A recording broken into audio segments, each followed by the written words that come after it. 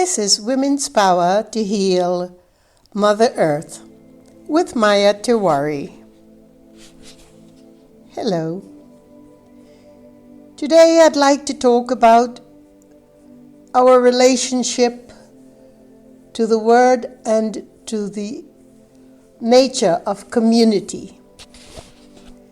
Community is often described as a feeling of fellowship with each other, resulting from shared commonalities of attitudes and goals and interests.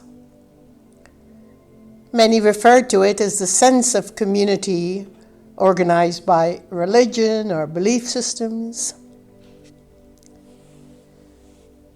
In the dictionary, it is said that a community is a social unit, a group of living things with commonality such as norms, values, customs, identity, religion, and that a community may share a sense of place situated in a given geographical area, village, a town, a city, or a neighborhood, or in virtual space through communication platforms. Oh, but we would love to know that a community is far more than our shared systems and interests and even values. More than just human beings huddling together in a spirited and like-spirited environment, we can say it is a biological community that we're talking about. What is a biological community? Well, it's groups interacting of various species in the common location. For example, a forest of trees and the undergrowth of plants inhabited by animals and rooted in the earth containing all sorts of microorganisms. But honestly, what is a community? One of the reasons we have myriad descriptions for this word community is because the real community have been lost to us. So much in the last few centuries we have denigrated and diminished the value of communal living. And I don't mean communal places that are hidden and out of the way and off the grid. All of that is very good, but I'm talking about the human community. A community must be more than just like interests and goals. It must be much more than a biological community. It has to be a spiritual community, or what we call in the Vedas an eco community. Now, the Vedic culture, which is very ancient,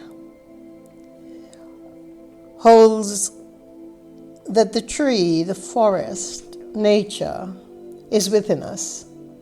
It is not just something that we live with and commune with.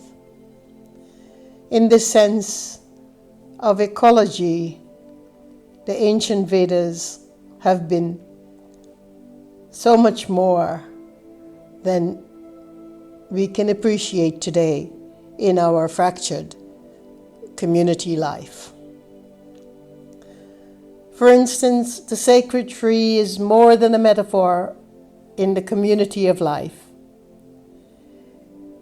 The Vedas, which is the Vedic science that is the organon of ancient wisdom from the rishis, perhaps we can call them the world's greatest physicists and cosmic scientists. This organon of knowledge handed down to us tells us that ecology exposes the existence of life on Earth.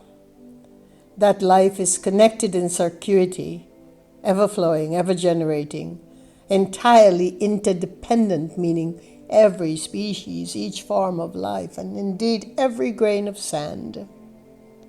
That no part of life, be it the forest, the water, earth, air, can survive without the interdependency on the ecological system as a whole.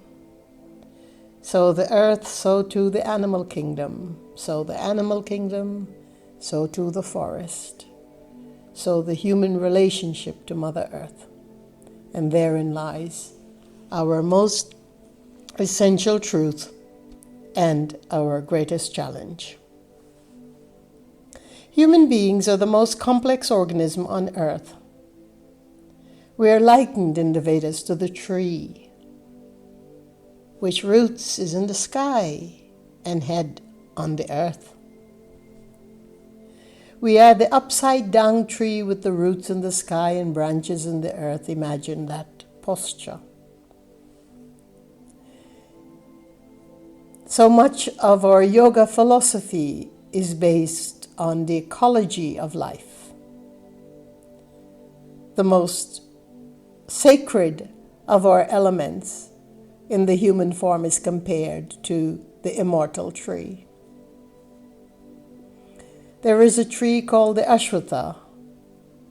Literally, it means where the horses stood.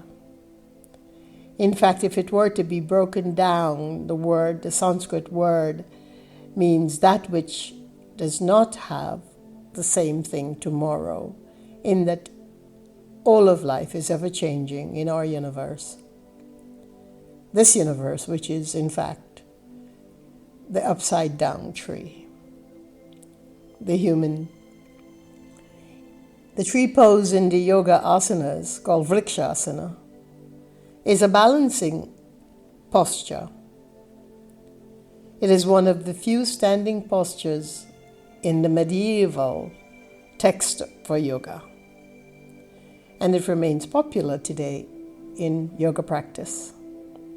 Shirsa asana is the headstand in yoga, which emulates the Ashwatha tree. The Ashwatha tree you may know as the banyan tree, the tree under which Buddha supposedly gained his enlightenment. And in this Ashwatha tree, where we're standing in Shirsa asana, meaning our head to the floor and our feet up into the sky, it emulates the way that the universe flows into us. Such a beautiful image to hold in the mind. Because the next question is, what does this have to do with our awareness and community? Communal living is much more than like-spirited people seeking to be off the grid and living in an organic forest, planting organic foods and isolating ourselves from the rest of the world. Although if that be our choice, that is also good. But a thriving community, a community that will feed the earth, a community that will nourish each and every child on earth, a community that will fill the heart of every person regardless of our circumstance. That community has to be the entirety of our living with nature, living within nature. That was the original word meaning of the word community. An example in the Vedas, but where planting trees is still a great act of charity in that culture. Each village in ancient days was responsible through its Panchayat, or a committee of 5 elders. Imagine the elders, community, they go together. The elders are the core of the community because they are the wisdom keepers, and they are the ones who hold the various communities together because they are also in seva, which is, as a sevaka, selfless service to humanity, to the good of that community, to the welfare and objective nobility of the community. This Panchayat, or the committee of 5 elders, is usually maintained in the forest locality, and no village was without its corresponding woodlands in and about the homes. There are various forms of committee in the ancient Vedas that we must reinvoke back into our culture today, And I'll tell you why community rebuilding, this eco community, in every community, in every neighborhood, in every culture, in every country. Why is this so important? Because without it, we are disintegrating into the mental plane, a climb that is endlessly futile when it comes to the use of the mind. The mind, so many things, millions of programs, millions of gadgetry, millions of programming, millions of therapy, perhaps thousands, not millions, but who knows, in time there will be millions of therapy. And yet nothing brings us back to the whole core of our whole sense of balance and harmony, regardless. Because we are depending on the mind. Everything is a mental act. Studying is a mental act. I'm not saying there's anything wrong with it, but I'm saying the inundation of it all brings us to, we have to read these lessons in order to get the therapy. We have to go through and write these actions before we get to the therapy. And then we have to do the therapy. And then we do all these practices. And yes, the practices are wholesome, but how many practices can we force into the ethos of one day? All of it is mental. But we forget that the mind is not self-awareness, that the mind itself does not have a self-aware guide, that we are the self-aware guide guiding the mind, and it's not the other way around.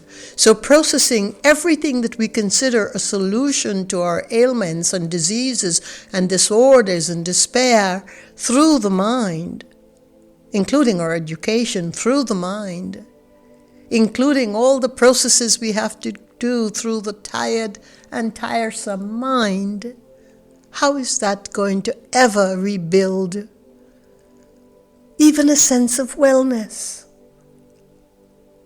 Don't you see?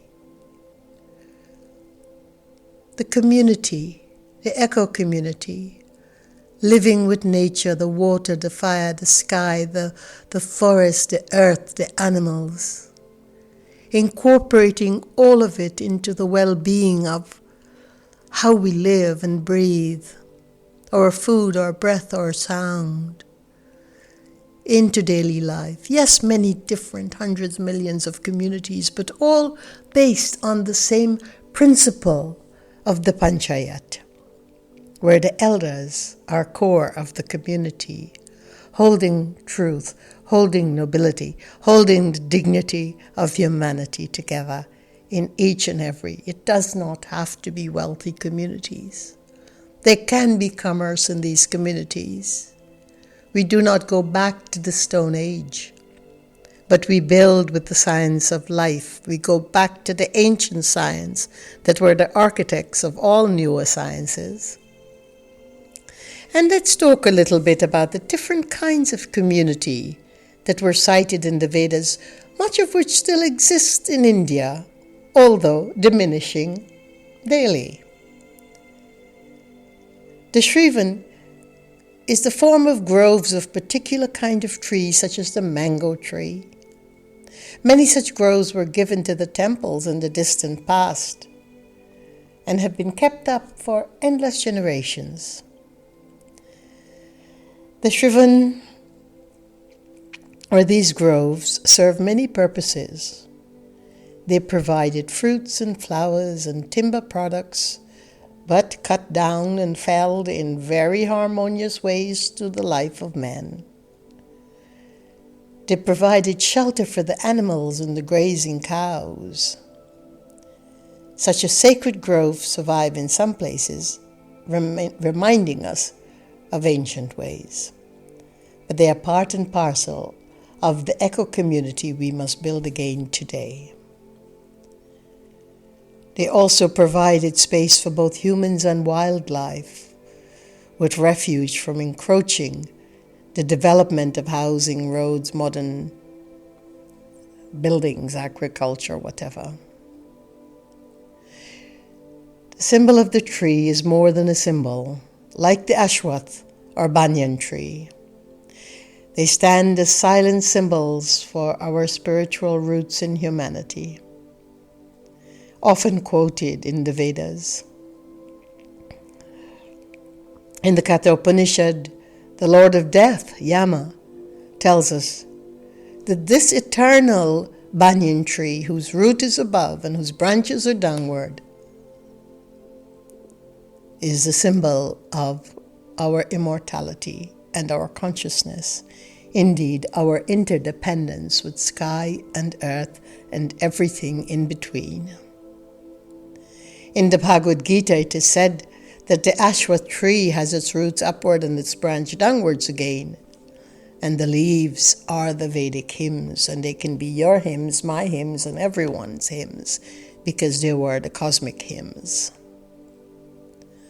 And the one who knows the tree, this configuration of the tree, as in the ashwath, is the knower of knowledge.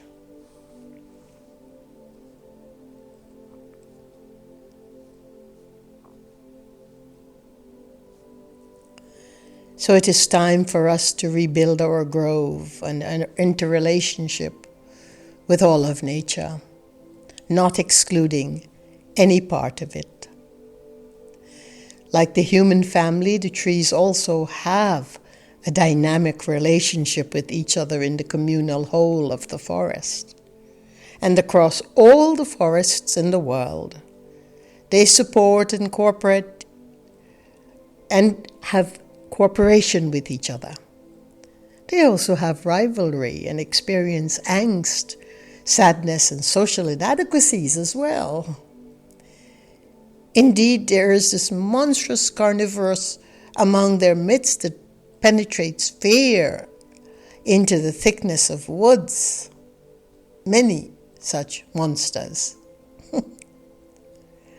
And sickness also exists within the forest commune. Trees like the elm and cottonwood, the ash and aspen, can become sickened and begin to ooze what is called slime flux onto the sacred ground.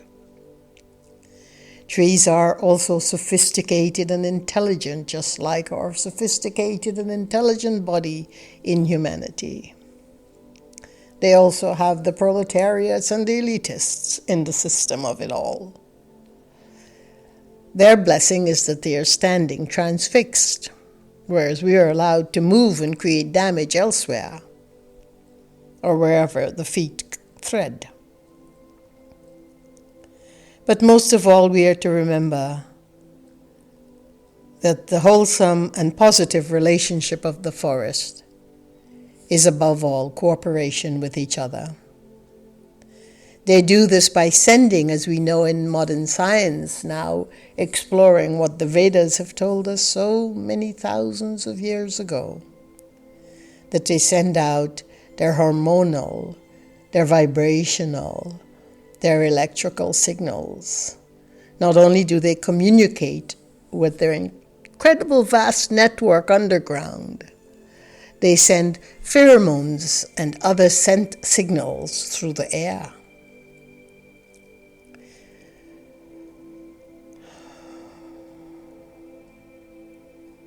Nikola Tesla says it simply. What we now want is closer contact and better understanding between individuals and communities all over the world, and the elimination of pride and ego, which is always prone to plunge the world into primeval barbarism and strife. He continues by saying, peace can only come as a natural consequence of universal enlightenment, and I dare say that universal enlightenment comes from rebuilding each and every community to its interrelationship with nature, what we may call the eco community.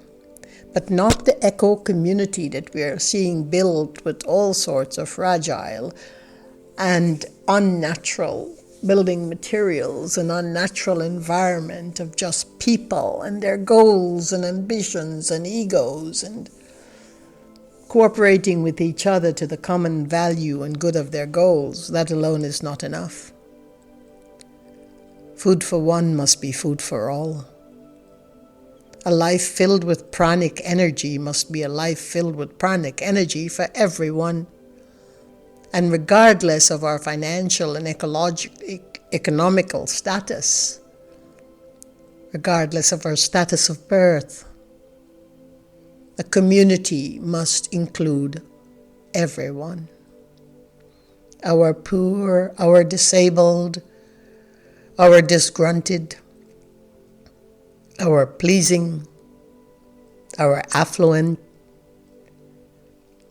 our knowledgeable, our ambitious, all of it must be included in the community, because the radar for this community, the absolute divination that keeps it all in a state of balance while it's in a state of flux and then back into a state of balance, are the elders. There is no community that can yield us the goodness, the richness and luxury of a humane life without the elders. And if we have to unearth them to bring them back, we must do so. Because they're still alive and they're still in our culture. And there is still a semblance of wisdom left upon this earth that we must pull from. And not put them on a pedestal, because they are the ones that walk barefoot onto the earth and bear the brunt of the journey for all of us.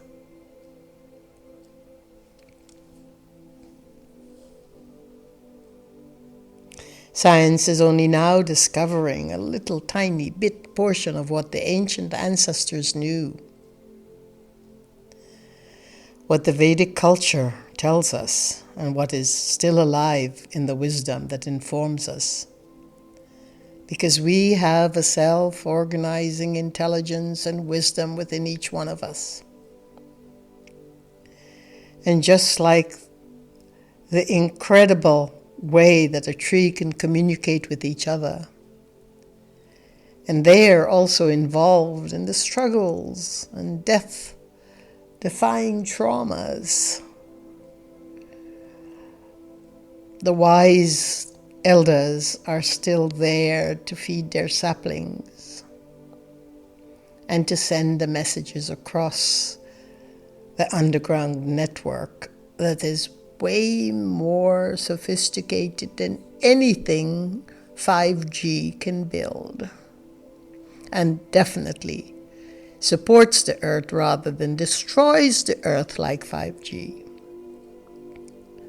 It is said that the food chain in the forest begins with the sun's energy, arriving from its 33 million miles, 8-minute journey across the solar system. Imagine that.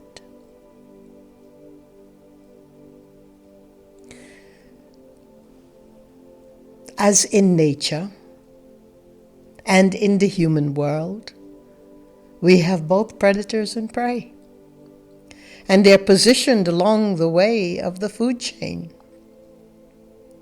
as in the animal kingdom. We build a community and learn our interrelationship with nature again, with the elders in the center of it all. And we are going to be able to keep and maintain the equanimity that is necessary to start breathing and intuiting the wisdom that Mother Earth is always giving us. We stand in Sirsa Asana. We stand with our head on the ground and our feet in the air like the great banyan tree. positioned upside down for human consciousness understanding. And we are then going to be able to listen to the earth. And through the meridians of our feet, we are going to bring in this vibrational wisdom from the higher ethers that once again bring back awareness, life, living in the dignity and bliss of Mother Nature. Peace be your journey, and thank you for listening.